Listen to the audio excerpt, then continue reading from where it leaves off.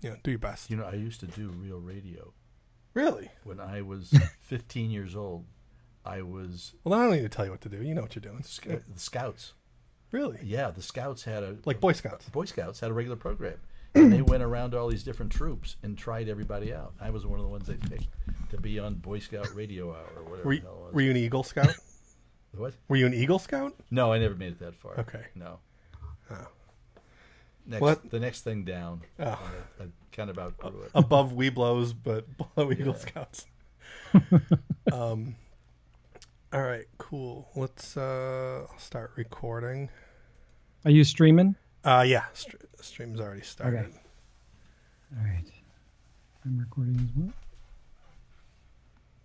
So...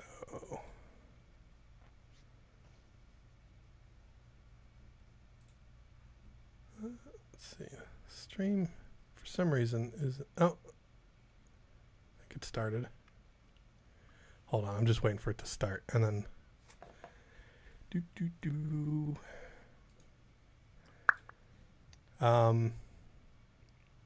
So yeah. It says 2 people are watching, so must be going. Cool. Whatever. All right. Okay, well, we'll go. All right. Okay, you ready? Yep. In 3, 2, 1. Welcome to Creature Geek, the special effects makeup podcast from the fan and pro perspective right here on Tested.com. I am Len Peralta. And I'm Frank Ippolito. And I am so excited for tonight's show. We just got to get into this. This is so exciting. I think the last time I've been this nervous to talk to a guest was probably for Rick Baker. But, we'll... Are you more nervous this time? And then you find everybody's human.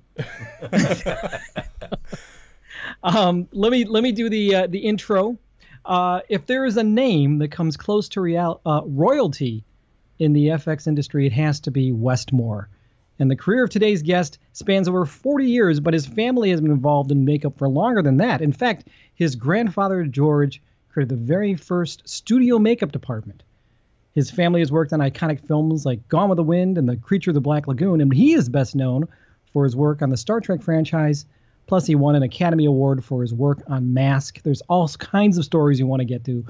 Of course, he has served as a mentor, including to our very own Frank Ippolito on the Syfy Show Face Off. So we are honored to welcome to Creature Geek the legendary Michael Westmore. Thank you. Hi, Mike. How are you? So I haven't quite completely finished reading your book. If you guys are in Twitch land, you can see this is the book. It's called Makeup Man. So you could just skip this podcast and read the book, and that's probably all the stories, right? So before we started, you were telling me why you kind of put this book into paper. Now, was it your uncle, Frank, that wrote the other one? Frank wrote the Westmores of Hollywood, yes. And so you felt that there were more stories to tell? Well, they're my stories. Okay. Frank's book are basically Frank's stories. I haven't read Frank's yet. From his growing up and the family and his uncles and his interaction with his uncles. And it goes up to about 1976, his ends. And yours sort of picks up around the 60s. I pick up in the late 50s, 60s, 70s, 80s, 90s, right on up to basically working with Indian companies. And almost right up into, the last couple of years. Like as the last couple of years, as in like the Face Off years? Yeah, oh, okay. Yeah, because there's a mention of it in there. Gotcha. Yeah. Well, that's cool.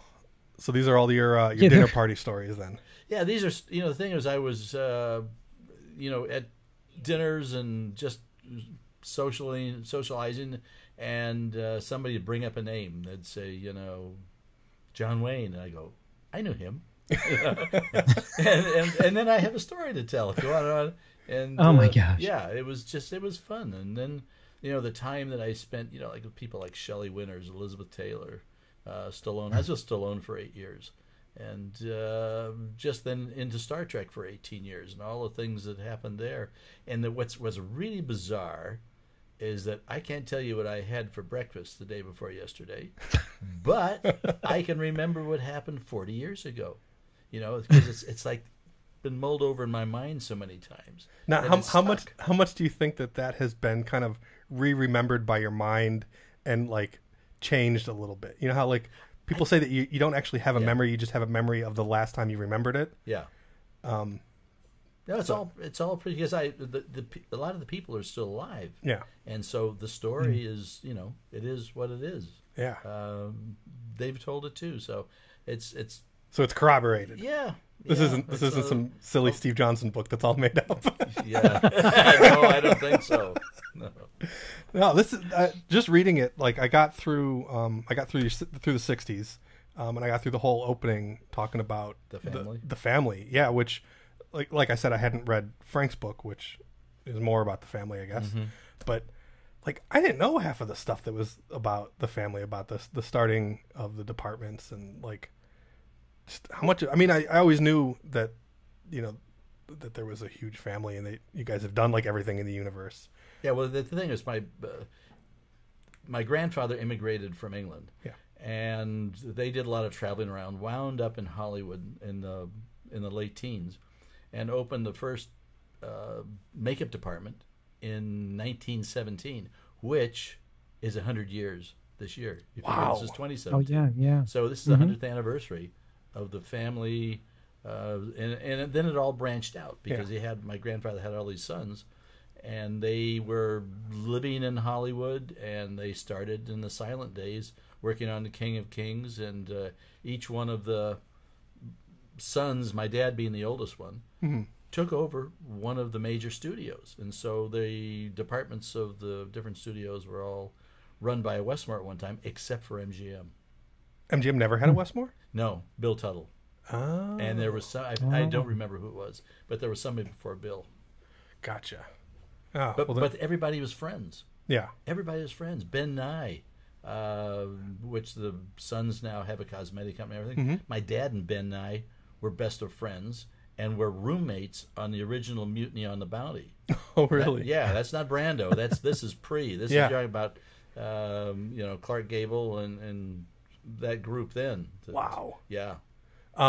Now, you guys also the family had a big makeup store, kind of like what Friends or Nigel's big salon. Salon. Yeah. But so it wasn't a store the way Friends or Nigel's is now. No, it only carried Westmore Cosmetics. Gotcha. But it's a big salon that was on Sunset. Well, the building's still there on Sunset Boulevard. It's a very strange bit of architecture, so you can tell right away it's an attorney's office now. Mm-hmm. But it's giant 2 stories, and at Christmas time they would have a big party because a Hollywood parade would go right in front of the salon, and we would go down there when we were young and watch the Christmas parade, and they had a kitchen in there where they served everybody. But what was interesting at that time is that the movie stars all had carte blanche. So a woman, including my mother-in-law, actually went there sometime in the early 60s or late 50s. And you could be sitting next to Betty Davis while she's under a hairdryer. And that was part of the charm of it.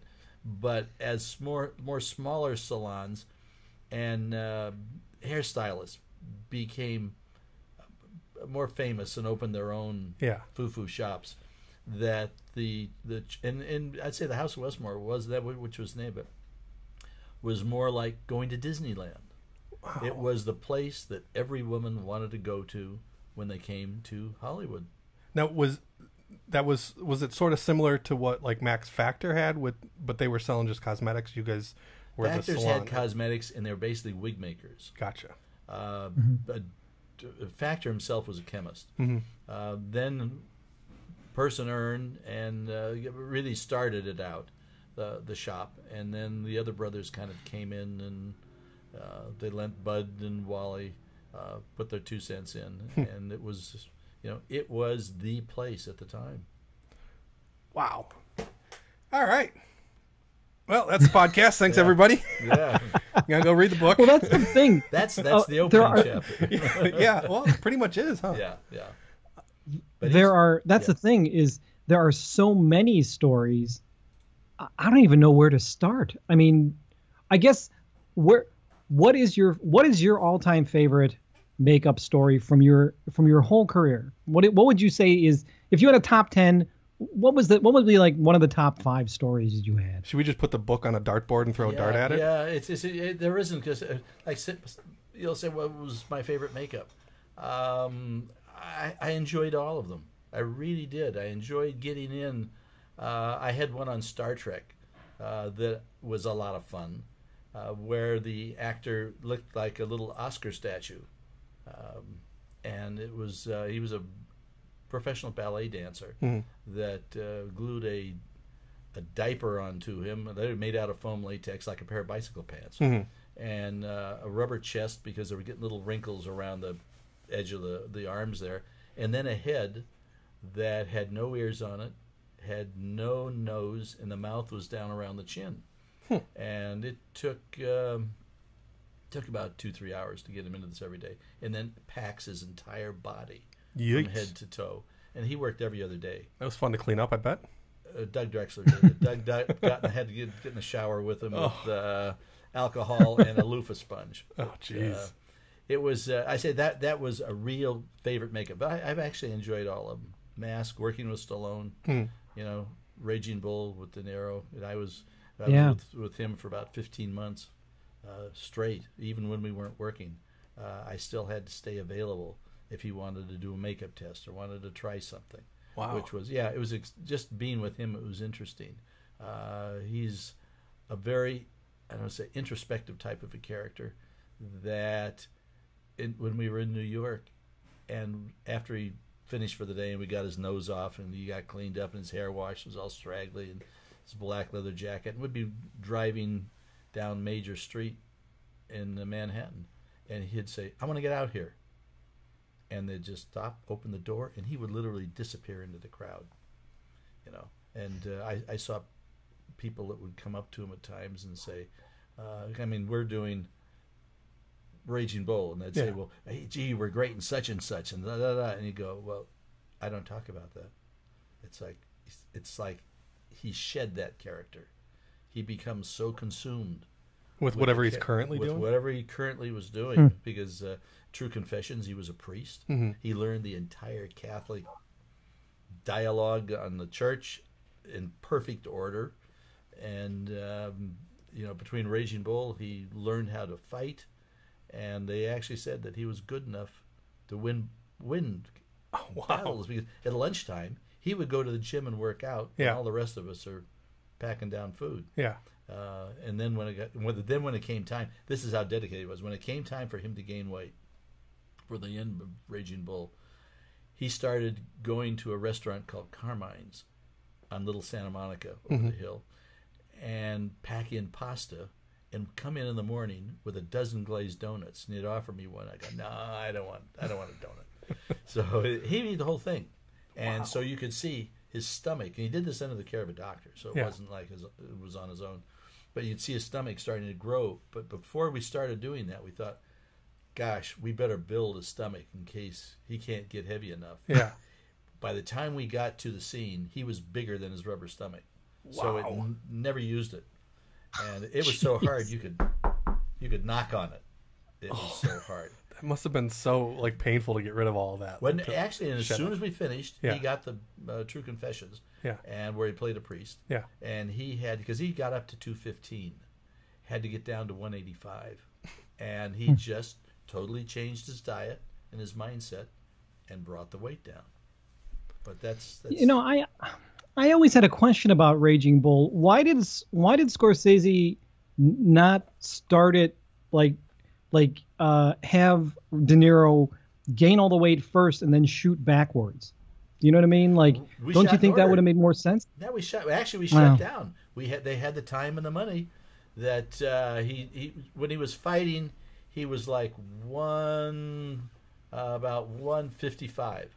And he was ready for that because he had trained and trained and trained and trained. So then they could stop the training, and he gained a middleweight, which put him up to about 185 for the middleweight. And then we would literally just shut down for a month and a half and not film while he gorged himself, and then we were ready to shoot the finale. Now, when you say that it would shut down, is it like how a show goes on hiatus now and everybody just kind of scatters to the wind, be like, all right, be back in a month? Yeah.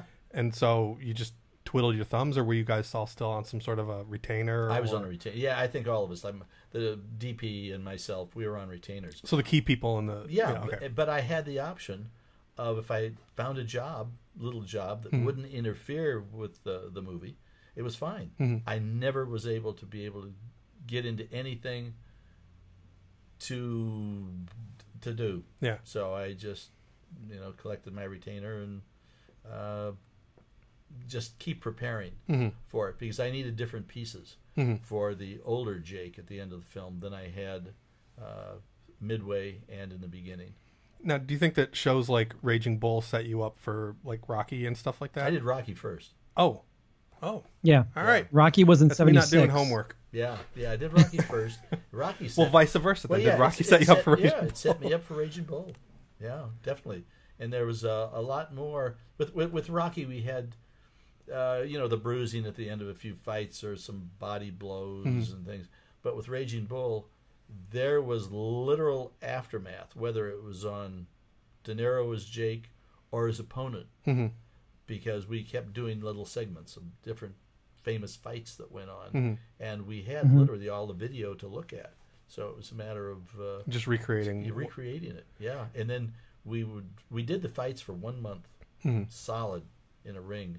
So I had pieces. I had it'd be visual effects now, because I had his face wired with tubing with appliances over him that I could squirt blood out of hypos and things. Yeah. So that's how it went on. So were there things that you had learned on Rocky that you were like, oh, I want to try this next time, and then you get Raging Bull, and you're like, it was a good test market, Well, what was what's an example of something that you wanted to do that you thought of or something like that after Rocky, and then is there anything like that? Well, just like how's the blood going to work? With Rocky, it was basically just going in and putting blood on him, or when he cut his eye, I built that little razor blade that it could squirt blood. Yeah, and so it was taking it to another step. Gotcha. As far as how are we going to make the blood work, even to the point there's one place where he goes and hits a guy in the nose. Gennaro's name. Supposedly hits him in the nose and breaks the nose and blood goes all over. Well, I took and cut a hole in the boxing glove and stuck a tube from there up his arm, glued it off camera, came to a big giant hypo. So when De Niro did that on cue, you just squeezed the syringe hypo, and it just splashed all over this guy's face. Which when it's cut together, looks like. I remember reading about your makeup work in an issue of American Film in like 1980, and it was only now that I realized that that was your work. Now that the work you did on Raging Bull actually was indirectly involved in bringing a special makeup award to the Oscars. Do you how do you feel about that? I mean, you created that basically that segment of the Oscars. Yeah. What happened there was that over the years, John Chambers got an Oscar for Planet of the Apes. Bill Tuttle got one for The Seven Faces of Dr. Lao. And I had been submitted for a special Oscar for Raging Bull. And that was the year that Henry Fonda had never won an Oscar. So they decided to give him a special Oscar, and it took 20 minutes out of the program.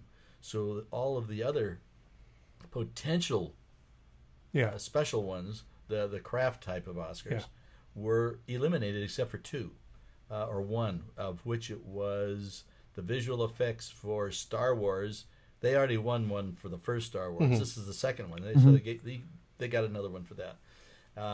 So basically, I was eliminated from myself and a couple other people for getting it. Now they have another Oscar ceremony for the technical achievements. No, it's all no. Oh, you're right. Yes, they do. Yeah, because Christian Tinsley got one a couple of years ago. And that's because they've got too many. Yeah. But what happened with that was, we had been kind of pushing for an Oscar for me for that. And when it didn't happen, all of a sudden there was like this uproar type of thing, In fact, we did a movie, an 8-minute movie for television that was on like 60 Minutes. Of they told me that we're going to get Stallone to get to talk to him. I said, yeah, you're crazy. He's not going to do it. Stallone was prepping for something, and he was in a ring.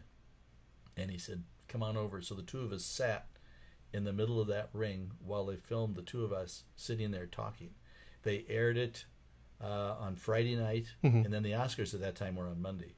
And they aired it again on Sunday night prior to the Oscars. So this created a controversy of why isn't there a makeup award? Oh my God, this was, part of the movie. So everything kind of disappeared. That was it for the moment. I got a phone call from Faye Kanan, who was the president of the Academy at that time. And I remember it was late in the afternoon. I came in the door. And I had no idea basically who she was. And she told me, I'm Faye Kanan, president of the Academy. She says, how would you like to be a member of the Academy? And I'm thinking, what? She says, yeah. I says, okay. She says, okay, send me like $125 and I'll send you your card. And that's how I got into the Motion Picture Academy. I know no one else. I literally know of no one else that got. Now you've got to go and you've got to get sponsors and you've got to get people to sign and you've got to go through a voting process, or either that or if you win or you get nominated for an Oscar, you can get in. But I'm the only one I ever knew of that ever got in with a phone call. And and then after that, that's when all of a sudden they said about why isn't there an award? Why isn't there an award? And they decided to give us a try. And I was actually on an Oscar committee before there wasn't any makeup Oscar at all. It was just makeup, no hairstylists, all just makeup members. There was about 15 of us that would meet and talk. And the idea was to try to get a category. Well, we finally got the category. And Rick was lucky enough to win the first year with American Werewolf. Now, tell me if I'm wrong, but there used to not be a separate makeup and hair credit, like whoever was department head, that they were in charge of the makeup and hair. Wasn't it kind of... Yes, and going back quite a ways, yes, there wasn't the hairstyles. Then all of a sudden, it's studios like Warner Brothers, the big ones, MGM, like Sidney Gilleroff was at MGM, giant in his field, name forgotten, but the man was... did all the big stars in Hollywood, and they their names would start to get put on it. But then eventually, everybody you get your individual credit, because also all these things were done at a studio, and you had a department head, and he was responsible in charge of the entire thing, even though somebody else was physically on the set doing it. So that broke up when all these movies and everything went independent, even though it might say MGM or Paramount or something. Each one now is run by its individual department head for makeup and hair, and the extra people that they have, assisting them. Was there ever, like, back then, were people ever cranky about not being able to get credits in the films? Just the department heads getting or was that just the way it was? I don't think that's the way it was. That was the way of life, know, and only men were allowed to do makeup. They couldn't do hair. And all the women could do hair. None of them could do makeup. There was one lady, her name was Beans Pondell. And she did, I can't think of the actress's name right now. But this particular actress had very bad skin condition. She was one of the big beauties. It's one of those things that every time they did a close-up, they put the cheesecloth and the Vaseline on it, and she glowed, But she used to fill her face with wax in her cheeks. Really? Yeah, from the just spatulate mortician's wax. Yeah, spatula really? It on, put the makeup over the top of it, and. Now, why do you think that was that there was such a divide between the men and the women in the way that it was? It's the way it was organized. It's because it's interesting. When they finally stopped that and broke it up, there was just a reverse influx that happened. All these women that have been doing makeup went into makeup, and all these guys have been doing hair in shops and things all went into hairstyling. So it was a big flip when back in might have been late 60s that it happened. What happened to the Universal lab, the makeup lab? I've been reading in your book about being in that lab? Like, what happened to all that stuff? It's still there. Is it just the like building they is just still there? locked the door and walked away, and all that stuff's still in there somewhere? Yeah. In fact, when I did Eleanor and Franklin over at 20th Century Fox, they gave me the key to the lab where Planet of the Apes was done. Mm-hmm. And I mean, where Fox did all their makeup appliances Yeah. and the special effects makeup. And I was in there. Here, the place just a big empty room. All the cupboards are there. There were bottles in there. In fact, I opened this bottle thinking, I wonder what the heck this is. And I took it was ammonia. And I took a big slug of that. I thought I was going to die. I actually stumbled out the door and laid on the step outside. And nobody happened to walk by, but they'd have probably called 911, and had they. And it took me a while to actually recover from it. But I did all my sculpting. In fact, and it was like one of those shows where they say, yeah, we need it tomorrow. Yeah. So I had to go and go and go. Marion, my wife, would drive over, bring me dinner, and maybe bring the kids and say hello, and I wouldn't get home to midnight, you know. But all those labs at all those studios, the rooms are still there. Now that building's probably torn down there. The Universal Lab, as you come down from the tour at Universal, there was a building up on the hill that had big red doors. They still might be red. That was the makeup department. Uncle Bud loved red, and that was his touch for it. The whole upstairs in the front of the building was the makeup lab. So that those pictures of all the life casts and molds on the shelves and stuff that was in that building. Now there's two of them. There's the old lab where the creature in Black Lagoon was done. Okay. And that building's gone too. Oh, okay. This one here was up on the hill where the latter pictures were made at Universal. Oh, okay. Now there's nothing there at all because everything is done individually with a lab like yours. They come to you and have you build something, and you go do it. Did you see the big shift in when things were done at the studios to being in the individual labs? Was there a shift in quality or turnaround time, or like what did you see when that change started happening? I think there's a lot more talent available now. A lot more. There's more talent than I think that almost can get used at this point. The studios were pretty much controlled. Like if there was a lab band, if Charlie Schramm at MGM was an excellent sculptor and mold maker, and Charlie ran that lab forever. If he needed assistance, he would bring somebody in. Over at 20th Century Fox, there's a man by the name of Dick Smith from Hollywood, not regular, not New York Dick Smith. And he did his special effects there. In fact, he was there when they first started to do Planet of the Apes, and he didn't do too well on the test. And so they actually let him go at that point and brought John Chambers in to do it over there. And that's when I got John's job, because he left Universal to go there, and then I filled into there.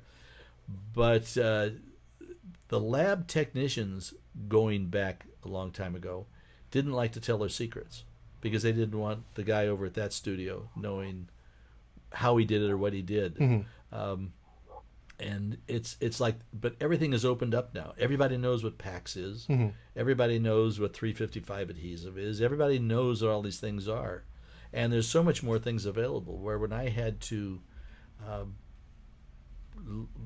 maybe make a quick little appliance or something, we did it with wax. But it was only good for a day. I did a show called New Zoo Review, then no time for appliances. I did everything. We did George Washington. I did a wax nose on the guy. It would hold up for a day, but you could get wax to hold up for a day. Yeah, in those kind of light, in those like hot studio lights. Yeah, was it? But you got to be, you work with I tell them you got to be careful. You got to stay where it's cool and everything.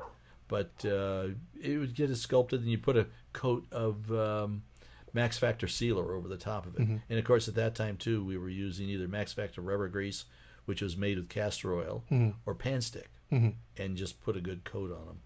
Now that Max Factor sealer, was that more like an acetate kind of sealer, or yes, was it? Okay, exactly. Okay, yeah. Was there anything similar to like what Baldies and stuff like that is? Well, yeah, it'd be, yeah. Okay. Yeah, or a cat material. Gotcha. Yeah. Okay. All right. There's the technical questions. You keeping up, Len? Yeah. I am. There are so many stories that we could probably ask you. So what I'm going to do is I'm going to throw a couple of your better known makeups out, and if you have a story about it, maybe you can share it with us. Would you mind if we did that? That's okay. All right.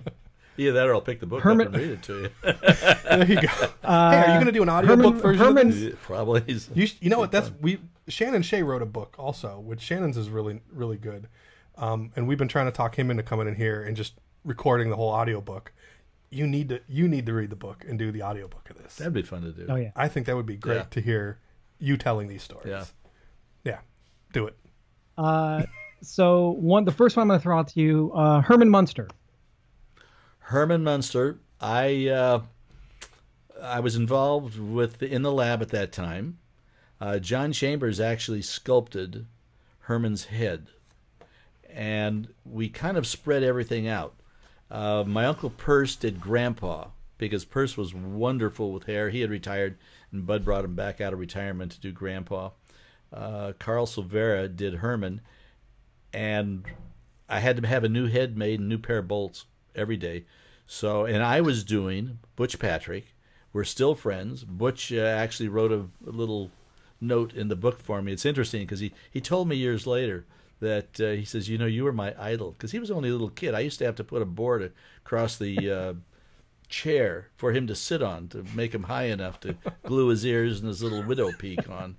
And so we just really, I run today I'll run into him at conventions, and we'll give each other a hug. And I have a Butch Patrick shirt that I wear, and it's and then Yvonne DeCarlo, another makeup artist did Yvonne DeCarlo. But actually, after everybody was done and gone to the set, I had to go to the lab and make new bolts and new head for the next day. Now, I always wondered, you knew that the Munsters was going to be shot in black and white, right? So was Herman in full green? Did they take any chances with him, like as far as not making him green? Because you didn't have to make him green, right? He was a gray green.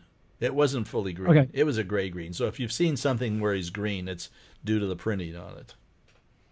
Was the switch over from black and white to color, was that a funny thing to kind of like get used to? Because with black and white, you would think more in tones. Yeah, but no, we didn't. It worked out anyways. Between putting, like with Herman, putting the gray-green base on and then adding highlights and shadows. Mm-hmm. So it worked. And then Grandpa, in black and white they would. Grandpa would probably be the same tone. Yvonne DeCarlo had a lot more highlights on her face. Butch was gray. Mm-hmm. It's like gray was the color to use. They're dead. Yeah. They're monsters. It's funny that it wasn't done in like just normal colors, or like normal makeup colors like you would do for anybody else, knowing that it's black. I think they did that for the eye. They did it for the eye, and I did the same thing on Raging Bull, where in the old days the blood was made out of chocolate syrup, mm-hmm. which makes it nice and dark. I could have done that for Raging Bull, but I thought, he's going to see this brown crap, all over the place. Yeah. So I mixed that with the red blood, so it was a very dark red brown. And to the eye for Scorsese and De Niro, with them it was still blood then. Next one, I'm going to bring up Land of the Lost, because you worked on Land of the Lost. What did you work on? The Skeksis? The Sleestaks. The Sleestaks. I'm sorry. Yeah, you're thinking of the Henson Show, Len. Yes. Yeah. Wrong podcast. Yeah. With the Sleestaks, I built those suits in my garage. What I did, and this was down where I really didn't have a lab. I had this small little space in my garage where I had everything. I had an oven and whatever. So they cast the kids who were going to play the Sleestaks. I sculpted the head, and this was one of those things where one size had to fit all. Picked the biggest one, made the head on the biggest one, made the hands on the biggest one, made the feet on the biggest one. Had to come up with a little tail, a little stomach piece, and then send each one of them to a dive shop where they made a dive suit for them. Like a neoprene? Neoprene suit with a zipper up the back. which this dive guy kept saying, they can never get out of it. They can't get out of it. And I said, it's okay. I've got people. I've got somebody that can unzip them and get out of them. So they made these suits. And so everything was glued onto these suits. I made a sheet of maybe 2 by 2. Excuse me. And it was the scale sheet. And I would just take slip latex and paint it in, dry it, pull them out, paint them in, and then just cut these things. And with barge, the shoe glue the whole suit with these with scales. Yeah. And then with the head, it had a collar on it where the scales came down over it. It wasn't really glued down.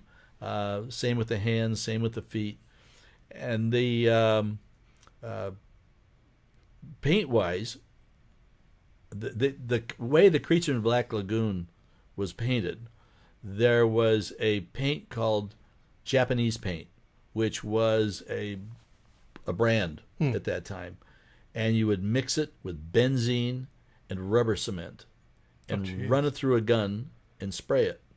Like rubber cement paint that we use now. Yeah. Yeah. And that's how everything was painted. Well, I didn't even want to get involved with that. So I went to the shoe place down Hollywood and bought Shoe Magic, which is how women change the color of... I think my wife might have come up with this. That's pretty much just like an acrylic, though, isn't it? Like an ink? No, it's castor oil. Oh. It's a castor oil base, yeah.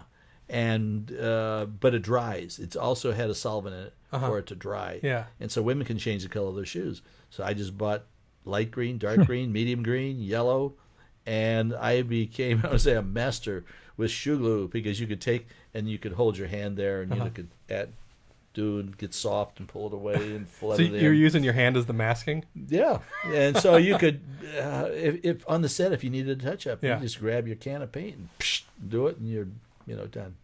Huh. So, those were in like spray cans? Spray cans. Oh. Yeah, those were all in spray cans. We made that. And then I had the little pakuni, which were the little monkey people. Yeah. And I made sculpted the heads. But I had to have a small one for Philip Paley, who was a small one.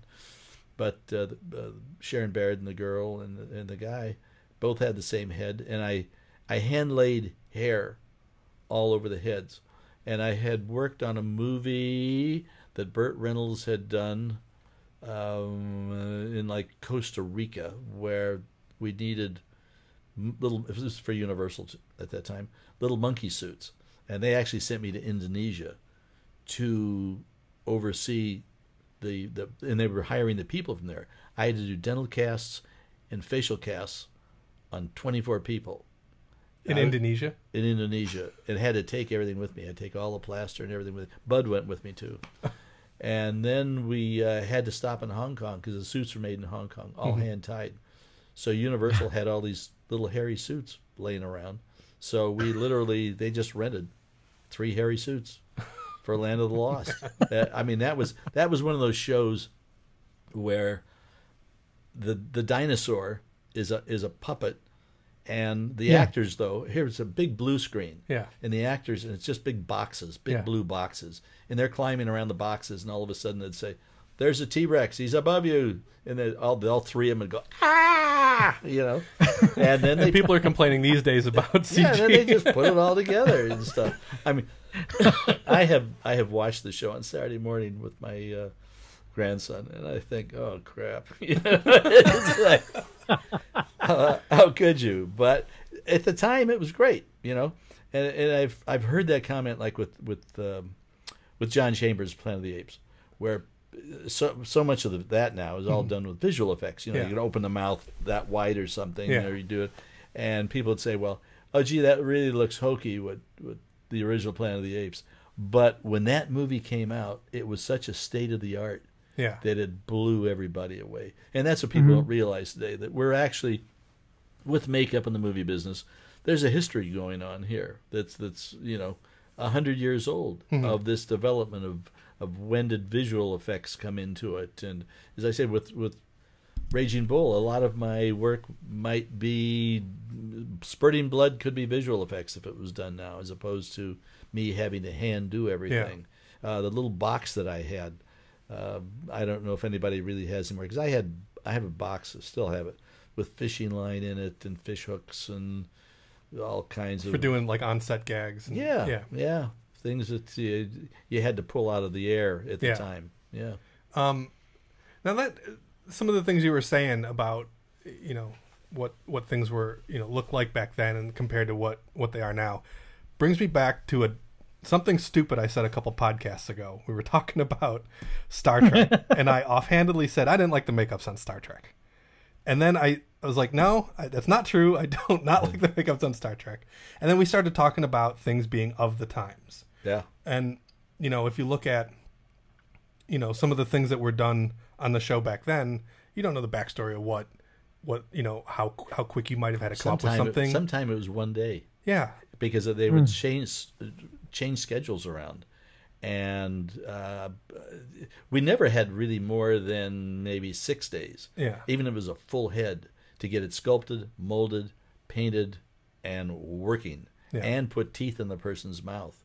So and then we got down to doing 2 shows, maybe Next Generation, Deep Space, same time. Yeah. And we had both having to go back and forth. That's so insane to have to juggle all of that. Now, without PAX, we couldn't have done it. Yeah. That was one of the things. She just packs the hell out of everybody? Everybody. 355 adhesive. Yeah. Could not have done it with spirit gum because the women would have never survived. Mm-hmm.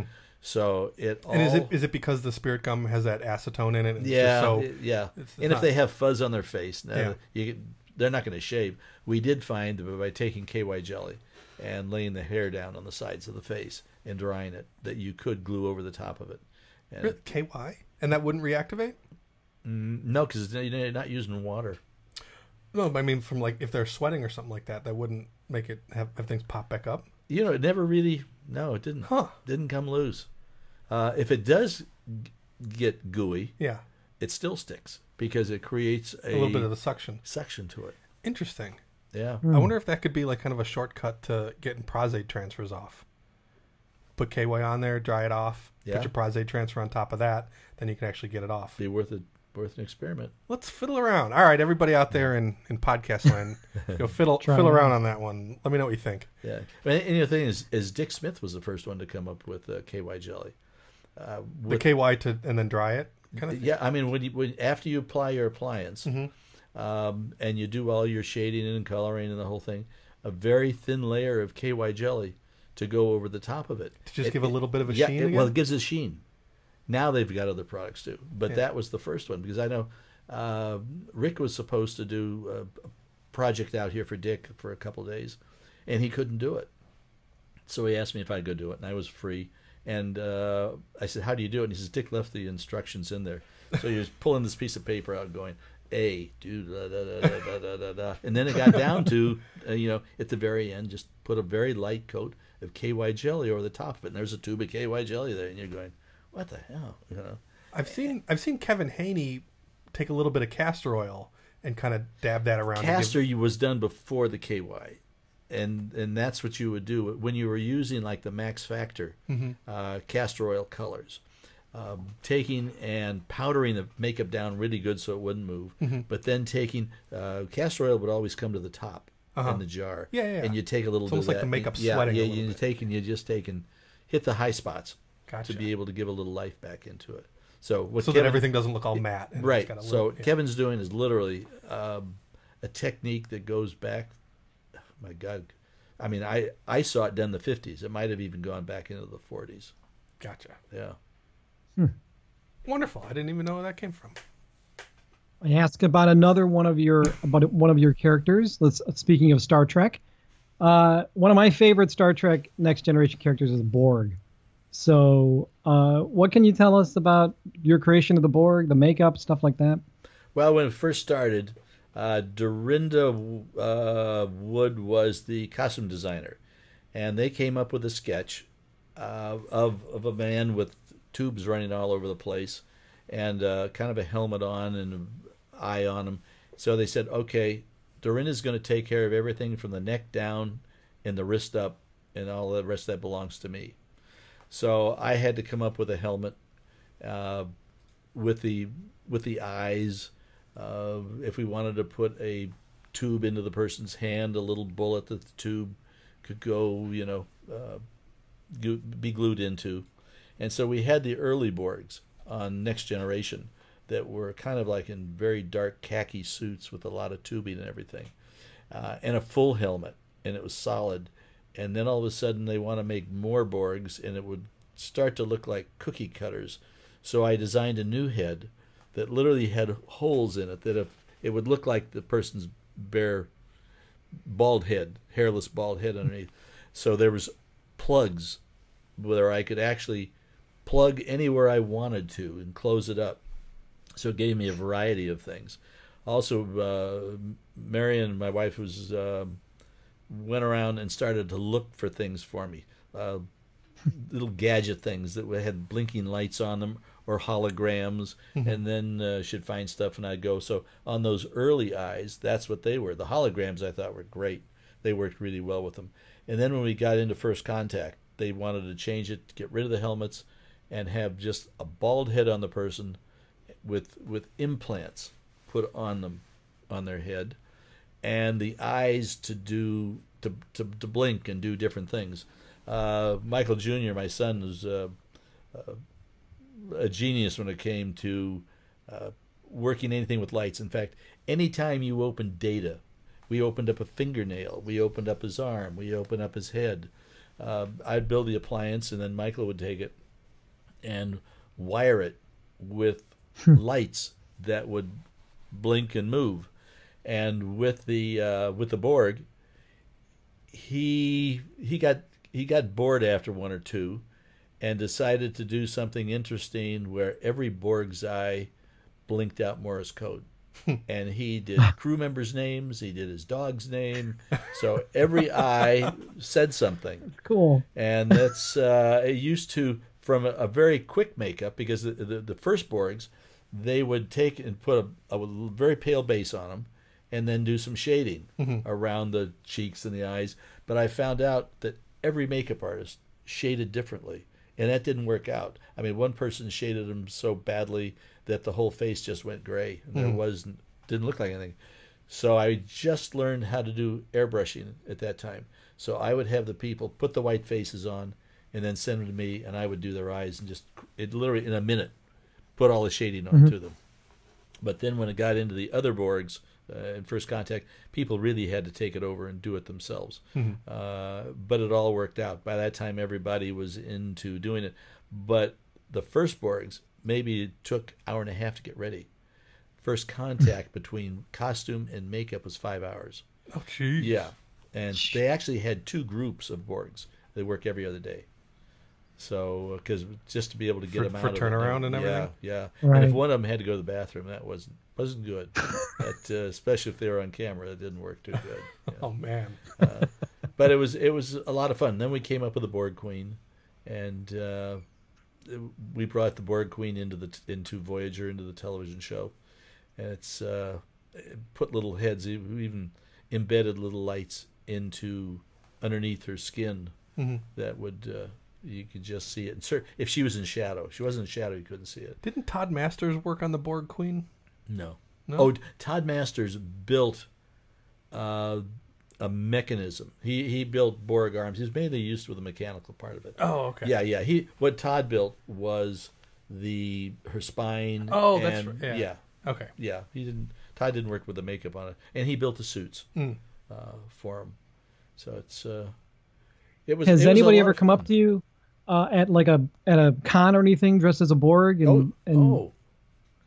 Bella, who we've had on the podcast before, a little 10-year-old girl named Bella. Yeah, she said she came up and. Oh no! Which is the convention's coming up the first week in August in Vegas, and there will be maybe a dozen or 24 people that have made their Borg suits. In fact, at one time, we were having I met this guy in Vegas who made the most unbelievable Borg suit and had made extra things, but he was in Washington, lived in the state of Washington, and it got down to the point close to filming, and they were thinking about bringing him down to build some of the mechanics. Oh, really? For the suits, yeah. But we got it done and didn't need to, but it came close. It was getting close. Yeah. Oh, and then with the Borgs, Jake Garber. Have you talked to Jake at all? No, I've met Jake before. Okay, well, Jake sculpted all of the Jake is a wonderful mechanical sculptor, and he sculpted all the side pieces along with Barry Coper. And there is one of the side pieces that says in Borg alphabet, Westmore's Barbecue. Now, if you know that and you look at it, you can see it, but you don't see it if you don't know it. And then he made a couple other things up. I had to have them changed just in case. They're always trying to hide stuff in those sculptures. That's what he did. Yeah, that's funny. It was a Roger Rabbit Borg. Now, we're always trying to get people to chat about makeup artists whose names we don't hear repeated all the time. We hear Rick and Stan and Westmore and but like there's so many people that have worked under people like you, or people that have taught people like you that not everybody really knows. Are there like names that like really, really stand out to you of people that have either inspired you when you were starting out, or people that you've been impressed with, that you've worked with and have just like risen? But John Chambers was my mentor, and I was with him from my 3 years apprenticeship at the studio until he left to do Planet of the Apes, and then we stayed good friends. Take him a present every Christmas, and then we did the effects for Blade Runner together. And John was very involved with the CIA, doing things, and he brought me into that for a while. So there's a lot of things you can't talk about. Yeah, I still am under where I've gone on interviews and stuff. Yeah. And the studio I did one time. Yeah. And a guy came out and sat right next to me, and they'd ask me a question. I have to look at him. He'd go, really? Yeah. Shake his head yes or no. And yet these things that I was involved with are so long gone and over with. Yeah. And I'm still friends with the people back there. Oh, the people at the CIA? Yeah. Now, I don't know if you can. They're answer retired. This, but has somebody else taken over that sort of a department kind of thing at the CIA? Like, I got to imagine that there's still somebody or something, or you can't even talk about it. Oh no, I don't think it. The man that was in charge of it has retired. Yeah. The man that was the agent that went out into the field around the world, he has retired, and it's I mean, it was an unbelievable lab. Yeah. That you'd go, it was tucked away in a building. You'd go through the back of the building, you'd go upstairs, and it would open up into a place that was so sterile, that was unbelievable. But they were doing silicone then, when silicone was not done in Hollywood. Really? Yeah. John Chambers, what his main job was to visit all the silicone factories in America and get samples of it and test it to see how it worked. And this is in the 70s? Yeah. Silicone like appliances. Yeah. In the 70s. Yeah, not so much appliances, but full like pullover mask kind of things. Yeah. Wow. Yeah, because the agents had to be able to do this in the field. Yeah. You couldn't really send them out there with little cheek pieces, something like that, because that wouldn't work. It had to all be done quick. Was it? I guess you really can't. I'm afraid to even ask your question. I'll look. I'll see if Frank shakes his head yes or no. Was it? I guess back then, was it convincing? Would you say it was convincing? Oh, yeah. Would you have fooled anyone? Oh yeah. You see these things today where the guys are going out and robbing banks. Yeah. The stuff they were doing then was so convincing and actually fit so unbelievable, because all these things have been worked out in the CIA laboratory back there. I mean, they couldn't. It had to be convincing, or they couldn't wear it. Yeah. It's a death sentence if somebody looked a little bit because funny. they would go into foreign countries. The agents would go out. Our agents would go into foreign countries. Yeah. And they had to be able to work. Now, I mean, they couldn't walk right up to somebody nose to nose and go, "Hi, how are you? Let's have a drink." It was basically for movement. Things that are going on. Wow. Yeah. That's pretty amazing. Now, was there? It was John. Were there other people that were involved in that? Or yes. Yeah. Yeah. Like how many people were working in that lab that are Hollywood people that we may or may not know? There was one other Hollywood person that worked on it. Yeah. It's interesting because they put a thing out about saying we wanted Hollywood makeup artists to come back there and work. Okay, what are we doing? Well, we can't tell you. So nobody took it. Oh, really? No. The other fellow and myself, because of our connection with John. But the other fellow that was mainly around the world, unbelievable. an artist. You would hire him in a second. Yeah. His work was that exacting. Like the Kazu of the 70s. Yes, and the coloring and everything, just amazing. And on silicone, and these were all like tin-based silicones. Yeah. And, oh yeah. So things could contaminate real easy. yeah, so they'd start. The silicones would start sweating, and but they made teeth. You know, Yeah. John Chambers was a dental technician to begin with, Mhm. and then he learned makeup, and we went into makeup. But John, one of the main things that I learned from him was making dentures, because I made all the Klingon teeth and all the Ferengi teeth. It was just faster for me to do it. Yeah. Because it was a no-brainer. I could make 10 pair of Ferengi teeth in it. Give me a couple hours and I'll go in the lab. And of course, I come out of there woozy with all the smelling all the acrylic and monomer and everything. Yeah, that's the good stuff. Yeah. You know what works good if it's really really bad for you. Yeah. Are there materials that we don't have or don't use now that you wish that we're still kind of kicking around? Well, it's like with the monomers and polymers for making teeth. Yeah. Somehow the dental association said like makeup artists couldn't buy it anymore. Mm-hmm. Dentists could buy it, but if I needed, I didn't. I actually, my career was enough where I was able to buy it, and complete Star Trek. Mm-hmm. But there was a smoking material that was fantastic, that you just take the lid off the jar, mm-hmm. and when it became contact with the atmosphere, the smoke would just stream out of the jar, and Really? you'd have to cap it up. Very corrosive. I think it's even been banned in America now, but I used it on the day after when people had to disintegrate. There was we were in the middle of nowhere in Iowa, and this man is out in the field, and all of a sudden the atomic bomb goes off, and it's like he's looking at himself and he's smoking. Mm-hmm. Again, be a visual effect today. Yeah. But I had my jar, and there was a skin barrier you'd put onto it, and then Q-tip, and just do that, and he holds his arms up and he's smoking. I also had a bunch of it on his back, and so it's coming up from the back. There was Did you have to get it off him real quick, or it would start? No, it was burning? okay. That was it would okay. just Okay. go away. Drawback was, if it comes in contact with water, it instantly generates 300 degrees. Oh. And when we were out in Iowa, one of the special effects apprentices came over and threw water on this guy's back, thinking he was on fire, and nobody told him to do it. And his shirt literally burned into his skin. I took my hand out of my hands.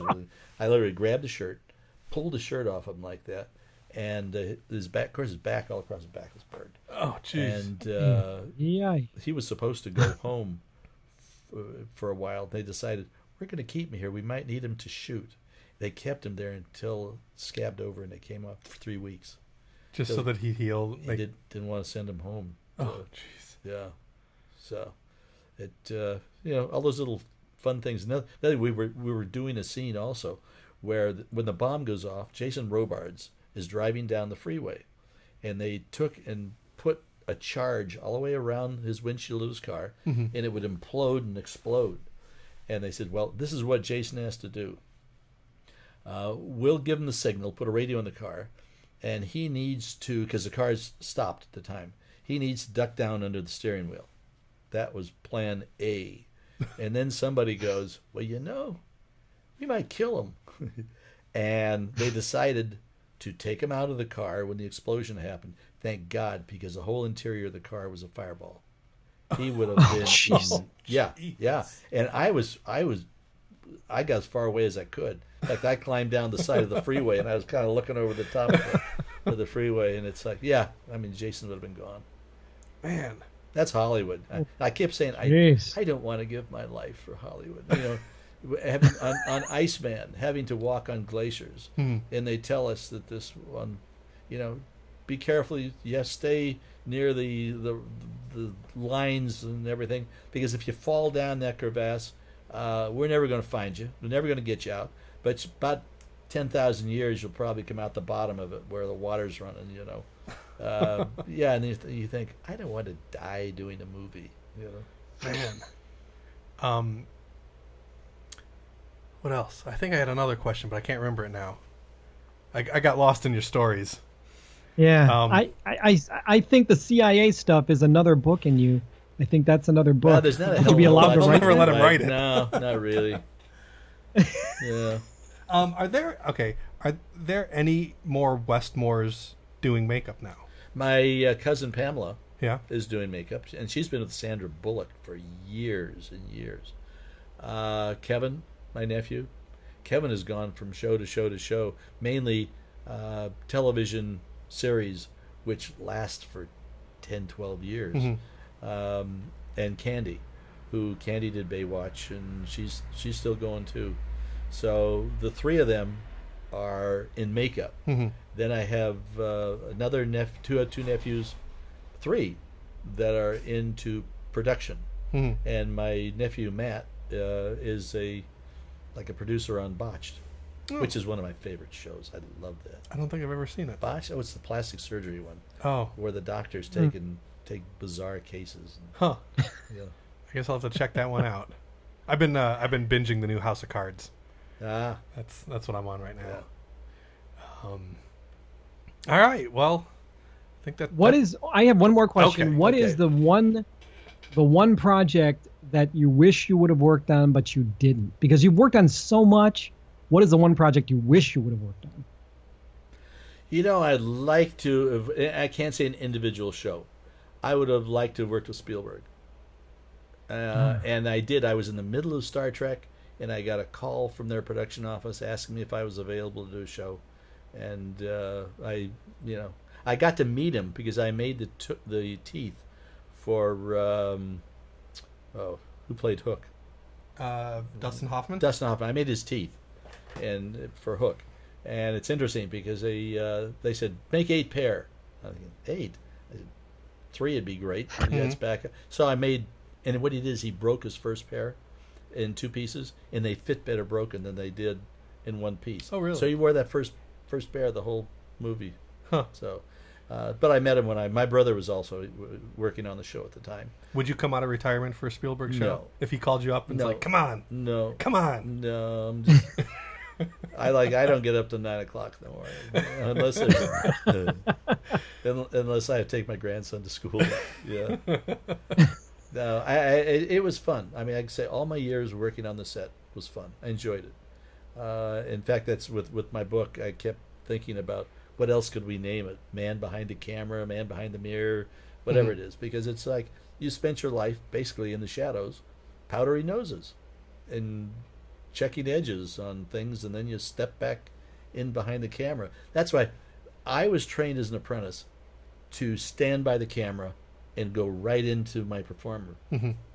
And on Star Trek, it killed me because they would put monitors up, and you see the whole makeup crew sitting back watching the monitor. He can't see anything on those monitors, and I'd walk in, and then I'd go on the set, and I'm going, oh my God, they're sweating. Hey, so-and-so, come in here, So, do you think that growing up in the studio system when you did, the way that you were apprenticed, made you more attentive or a better? Yes.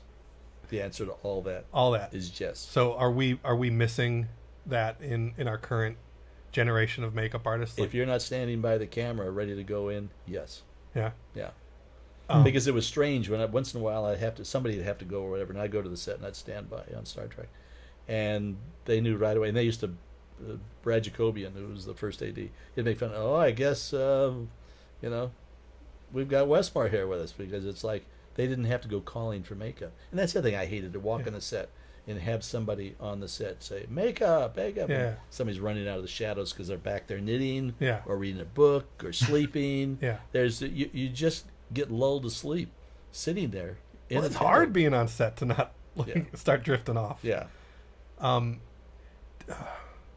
Did you like doing makeup more than being a department head? Like when you were like more in the trenches versus department heading a big show like Star Trek? Like, no, it almost went in I want to say a cycle or a progression. I spent all those years, and I was kind of a loner. That's why I wasn't really with a group of anybody. I had always, when I got a project, I would find one of my friends to come and help me, but it wasn't picture after picture after picture. So I'd like to do my own face casts, sculpt them, make the molds, run the rubber or the plastic, and from that and getting into Star Trek, and yes, in the very beginning of Next Generation, I still continued that. And as the workload got bigger and bigger, I would have to hire more people, but I still would be right there when they were sculpting to say, I think we ought to do this or do that. And it finally got to the point on Enterprise where I really wasn't doing a lot of hands-on makeup anymore. It was all kind of mentoring, of which worked into Face Off absolutely perfect, because I would enjoy giving my experiences over to saying, okay, I know this is going to work, and I know that's not going to work, and it's interesting because there's so many of the people, and that'd be interviewing them like with Face Off, and they go, "Well, Mr. Westmore told me, but I thought I'd do this." I don't know how many people I run into, just on the street that go, "They didn't listen to you." No, so it's a whole progression of from actually having to be in the trenches to being able to stand outside the trench and say, "Do this, do this, this is," Become an art director. Yeah, exactly. Yeah. Yeah. I got to work on Enterprise once. Did you? Yeah. I was working for Joel Harlow at the time, and we made the little dog that I guess it got sick or something like that, and it was in like a little chamber. Oh yeah, the captain's dog, and I was sitting behind that chamber, blowing into a tube to make the dog breathe.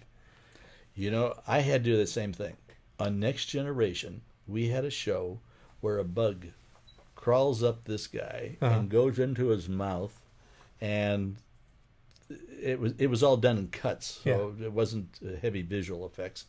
And then to make it look like a swallowing, I had a throat on him with a bladder underneath it and about 8 foot of tubing. Yeah. And I'm behind the chair. And you got to blow through 8 foot of tube. And the director was a friend of mine that goes all the way back to grammar school, because my name then was Mickey. And all of a sudden, Cliff Bowles' name, he's passed away. He'd go, "Mickey, you okay?" I say, yeah, how many more takes are we going to do this? And then Jonathan Frakes, the first officer on Riker, he pulls out his phaser and hits this guy with his phaser. His chest explodes, and his hand puppet comes up, mother with all these little babies all around, and does this thing. Come to find out, and I have a picture of it, it was the first job that Patrick Totopoulos did when he came to America from Greece. Really? Over at Makeup Effects. Wow. He sculpted Mother. He came up out of the chest. So crazy. Yeah. Well, Patrick now, he has he's done so many movies over the Godzilla and the rest of them. And his work now is on exhibit in London, along with Harryhausen. And Giger. Wow. All right, everybody over there in London, go find that. That's right, over at the Barbizon Museum. It just opened today. So that would be last Friday for all of you guys. Yeah. Yes. Yeah. Cool. Until when? Do you know? Is it just ongoing? Oh, no, it's going to go for quite a while, and then it's going to go on tour. Oh. Because I had an exhibit in Santa Barbara that literally just closed. I didn't even know that. I would have gone out there to see it. I thought everybody would get the word by now. It opened up last September. It was all Star Trek in the museum there. I didn't know about this. What? Yeah. Whoever's doing your social media needs to well, I'm hoping. I have it. It's all been closed and packed, and so I'm hoping to open it somewhere else. Yeah. Yeah. Well, that's cool. Maybe somebody out there can help him find a good museum or something to put. Or a college. Yeah. There you go. College. Well, cool. What do you got now, Len? Oh, well, we always ask this to every one of our guests. It's usually our last question to the guest. And these would be great words of wisdom. Words of wisdom, the one piece of advice you can give to the young pro getting started in the industry. What would you say? It's so much to begin with. And being a young pro, you have to have a certain ability, artistic ability to do it. And I know the schools are, as lovely as they are, cranking out a lot. But making contacts. I've seen so many people that have come out of the schools and things, or come out of just doing things in their garage, and they don't have the contact to do it. Networking, it's really so important with somebody that to be able to work together, and that's what all these contestants on Face Off have hired each other, and they've stayed together. And one of them gets a project, and they bring the other ones in, and it's worked really well. I mean, it's the ideal way of doing it, and it's what whenever I go and talk at one of the schools, I tell them that you have to make friends and you have to network, because otherwise you're not going to make it. Yeah. Well, cool. It's good advice. Yeah, no, I got very good advice. I got two face offers that work for me full time. Yeah. Yeah, Ben Plowman and Eddie Haleko. Yeah. Yeah. Well, I'll come back. We'll do this again. Yeah. I'd love to. Yeah. Yeah. Yeah. That'd be great. Think up more questions. Yeah, we'll have to do some research. Yeah. I'll have to finish the book. He'll finish the I want to finish Frank's book. That's interesting because Frank's book goes back into, I would say, almost the golden era of Hollywood, because the family was very close with Cecil B. DeMille, and Frank did, the Ten Commandments, and DeMille wanted to actually make him a director, and I'm still friends with Cece DeMille, who is the granddaughter, and she actually traveled with him all over the world. And it's like Gloria Swanson and the Silent Days, and my dad was Rudolph Valentino's makeup artist, and so it's all Frank's. I touch on that a little bit, but I don't have time to do what Frank did because he goes a lot further back than I did. Well, I'm going to finish yours and then I'm going to read Frank's, and then we'll call you back. Okay, very good. Do we want to say thank you to our Patreons? Yeah, thanks to everybody throwing $1 in the tip jar we call Patreon. Two favorite people on the list: Eric Seglum and Jason Moore. Second two favorite people: Kevin Oakes and Ghost Ride Productions. And then there's Jonathan Worsley, Hal Clay, Scott Oshida, Chris Ellerby, Bob Lackey, Brian Warner, Gerard Libby, TJ Becker, Robert Burns, Charles Babbage, Ricardo Murillo, Eric Mullins, Raymond Stanek, and Donna Snonico. Excellent. Excellent. If you want to go back us at Patreon, patreon.com/Creature Geek. Thanks to Tested.com for giving us a home. And if you want to write us at Tested, or go to our blog, creature-geek.com. Write us at Len at creature-geek or Frank at creature-geek. You can also find Frank and I online at Frank Ippolito or lenperalta.com. We're also Len Peralta and Frank Ippolito on Twitter. Is there any place they can find you, Mr. Westmore, online? Do you have social medias? No. I do, but I just, thing is, I would be on there forever. Yeah. Yeah. I'm at Michael Westmore at roadrunner.com. And I oh, now you're gonna get emails from everybody. No, but I do. The problem with that is I answer them. You gotta get Mackenzie or someone to help you set up a Twitter or something, like Rick Baker. No, I have a Facebook thing, but it's like I don't really go into it. But you should, I don't know if you've seen or heard, like Rick's been posting like all kinds of old pictures and really, Kevin Yeager just got on recently, and he's been posting old pictures. Mike Smithson does too. Yeah. Mike has a huge collection. That's wonderful. Well, you should start putting cool old pictures up, and it'll be a great way to share some of that stuff with people. Yeah. Get the Instagrams or the Twitters or something. It'll be fun. Is that the little bird?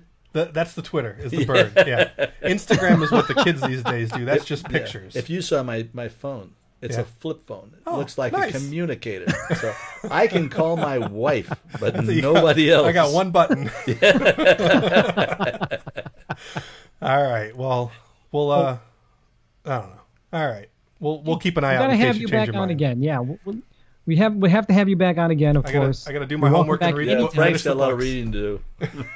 Yes, lots of reading.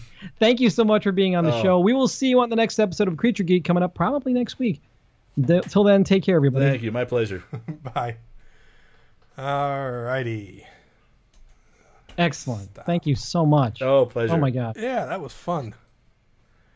Yeah. That's what was so interesting when I was writing the book, because I would literally, and it took 14 years, I would sit down in a little room I have upstairs, and I'd go, okay, Rocky, what do I remember about Rocky?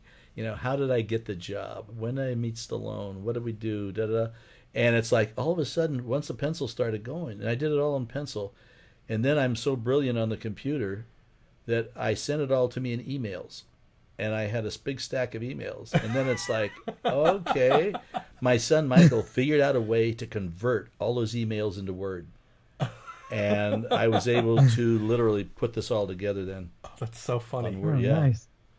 But Ah. yeah, computers. And I have one question since we aren't recording anymore. No, we're still on the still on the live stream. Oh, on Twitch. Yeah. Oh, on Twitch. Okay. Yeah, whatever. Was there any? Well, this isn't going to be on this show. This is only for our Twitch streamers. Okay. Was there anybody that you worked with that you did not like working with? Yes. Two ones.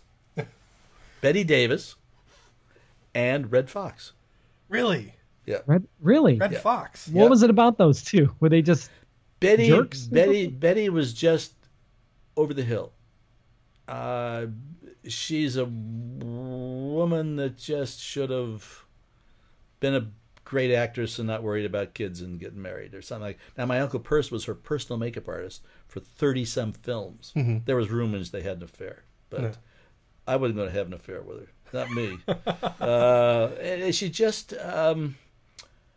I said one day, for instance, I was going over to her apartment to make her up, and she, there was a special room she liked that was all dark, and you had to bring lights to light this room up, and yet right outside the door was a great atrium. Yeah, and I said, well, I forgot my lights. Could we go out there and do it? No, go get them. So Marion went. I called Marion, and she met me. Brought the lights to me, geez. And I went and I set them up, and I started to do Betty, and she had a stroke, and so she was a little bit off on that thing. But I did nice little eyebrows on them, Yeah. I spent years learning how to do eyebrows, and so she looks in the mirror, and I get done. She says, "Where she was going on the Brian Gumbel show to be interviewed," and she said, looks in and she takes and rubs. She rubbed them off. And she says, "No, this is all wrong." She says, "Give me a pencil." So I gave her an eyebrow pencil, and she made 3 circles like the Bozo the Clown. And she says, "That's what I want." So I took, and I said, "Which one do you want?" She says, "You figure it out." So I did away with all the lines except one of these and put the other one over here. And then she says, "I need more color." So I gave her some cream rouge, and she scrubbed into it and did this and this, and it goes, "Now that looks good." I go, "Oh crap!" And she was in a wheelchair. I had to push the wheelchair, and here I am, getting well paid, and I'm having to push this thing that looks like Baby Jane. Yeah. In fact, my brother and Perce both did Baby Jane, and it's like, when it was over with, Brian Gumbel came up to me and he said, "Did you understand the interview?" Because he would ask her, he'd say, "Betty, you just got this wonderful award from AFI. What do you think?" And she'd go, "That damn daughter of mine." Her daughter had just written a book that just slammed her. Oh. And she kept referring back to this book. Oh.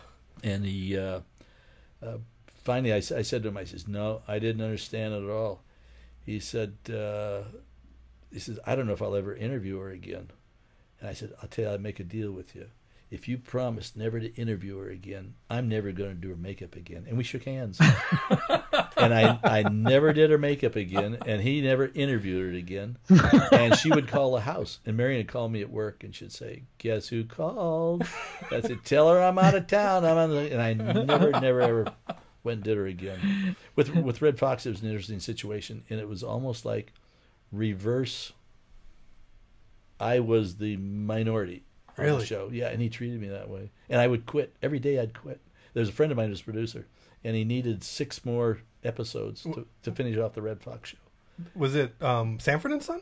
No. Oh. No. It was the one before that. Oh, okay. And I would quit. And he'd say, please don't. Just get me through it. Because I had a real good rapport with everybody else. Yeah. But he was really sweating. And the girl who was taking care of him was gone, and I went to take his sweat off, and I literally got within an inch of his nose, and a hand. It's in the book. Yeah. Hand came out of nowhere and grabbed me and said, "Oh, come here, let me talk to you."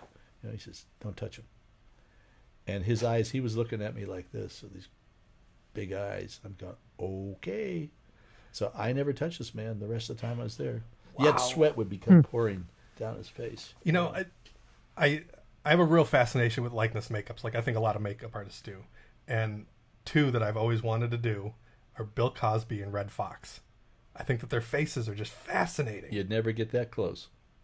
No. I mean, to do a makeup of their like to do that sculpture. Yeah. And like Red Fox would be interesting because of his age and his beard and his mustache. He's got a very if he had a silicone face or something to be able to punch it. Yeah, Mm-hmm. he did. Yeah. I just and I can't blame him for it. I wasn't nasty about it. It's like, okay, so he's had a bad time. Yeah. And it's funny because I ran into another black actress that she had read the book, and she said something. She quizzed me on it. I'm thinking, oh gosh, here it comes, And she says, I agree with you. That Red Fox was a jerk. Yeah. When it came down like that, it was. Oh, that's a bummer. Yet he's probably loved, by big stars. Loved and was a wonderful person. Separating the man from the work are two different things. Yeah. You could be entertained by his television show or his comedy specials. Yeah. But he could still be a jerk. Yeah. That's the same with anybody. I mean, just the way he was with me. Yeah. So. No, that's not nice. But it's one of those things that stuck in my mind. Yeah. Because again, when I was doing Eleanor and Franklin in Virginia, we shot in a little town called Keysville, and it was literally only had an L was the whole street. Mm-hmm. But I remember you going into the restaurant, and it was like black people went to the right, which was the back room that had two barrels with a plank on it, and the red Naugahyde restaurant was to the right, and that was to the left.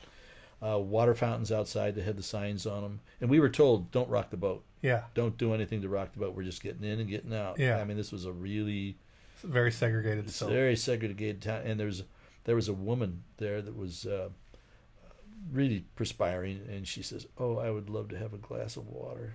I mean, just talking to herself. Yeah. I went over and I got her a glass of ice water.